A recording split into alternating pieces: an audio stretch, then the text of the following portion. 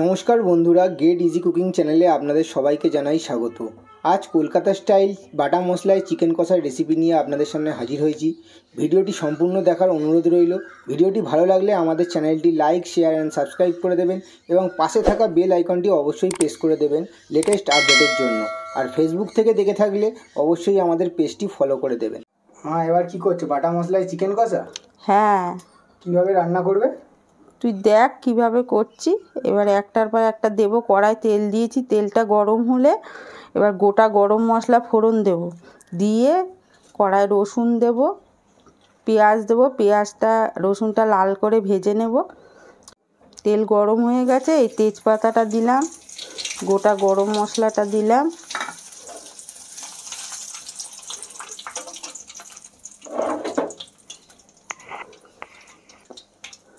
দিয়ে এবার রসুন বাটাটা দিয়ে দিলাম। রসুনটা যখন একটু লাল লাল হবে পেঁয়াজটা দিয়ে দেব।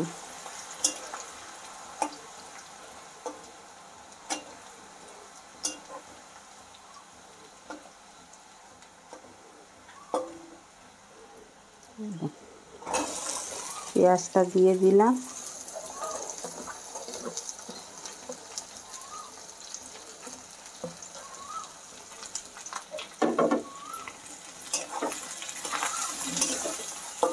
পেঁয়াজটা যতক্ষণ না লাল লাল, আর পেঁয়াজের মধ্যে একটু নুন দিয়ে দিতে হবে, তাহলে তাড়াতাড়ি পেঁয়াজটা মজে যাবে। পেঁয়াজে সামান্য একটু নুন দিয়ে দিলাম। হয়ে গেছে, এইবার মাংসটা দিয়ে একটু মাংসটা হালকা করে একটু ভেজে নেব।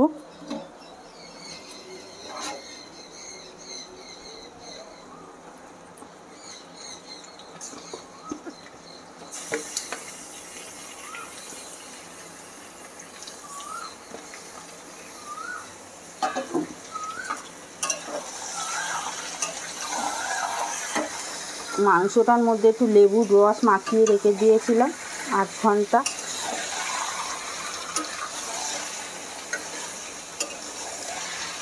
মাংসটা একটু হালকা করে ভেজে নিয়ে পেঁয়াজের সাথে তারপরে মশলাটা দেব।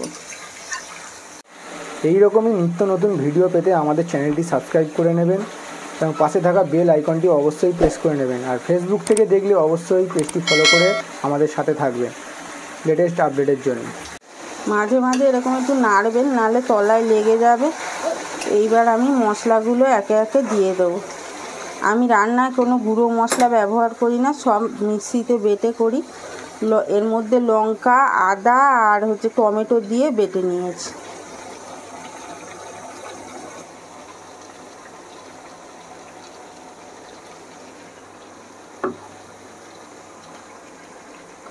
একটুখানি নুন দিয়ে এই টক দইটাকে একটু ফাটিয়ে নেব।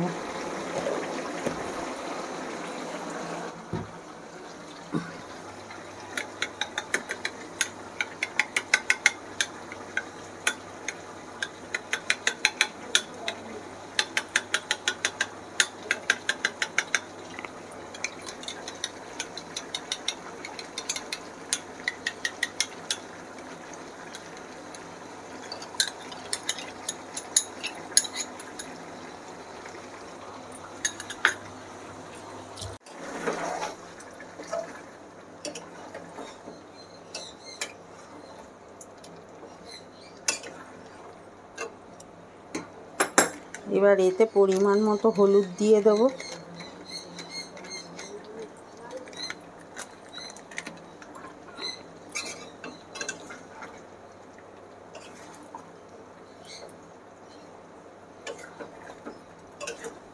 পেঁয়াজ ভাজার সময় একটু নুন দিয়েছিলাম, আর এখন পরিমাণ মতো একটু নুন দিয়ে দিচ্ছি।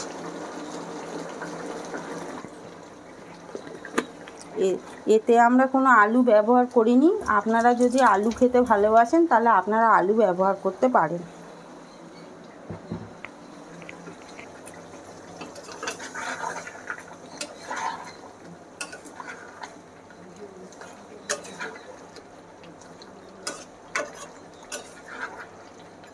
যেহেতু টক দই দিয়েছি, ব্যালেন্স করার জন্য একটুখানি চিনি দিয়ে দিলাম।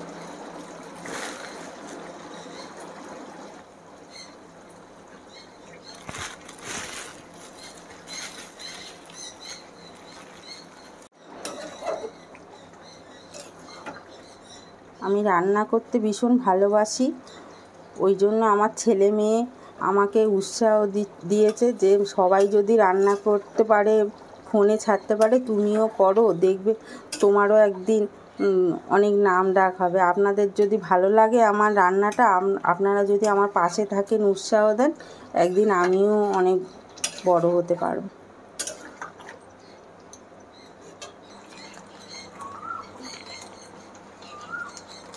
এবার একটু ছাই গরম মশলা দিয়ে আর নামিয়ে দেব।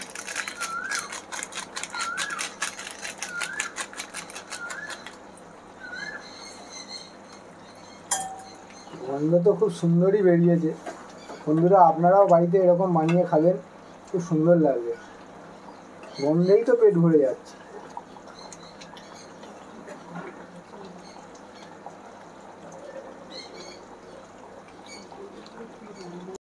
তাহলে এরকমই নিত্য নতুন ভিডিও পেতে আমাদের চ্যানেলটিকে সাবস্ক্রাইব করে নেবেন আর পাশে থাকা বেল আইকনটি অবশ্যই প্রেস করে নেবেন।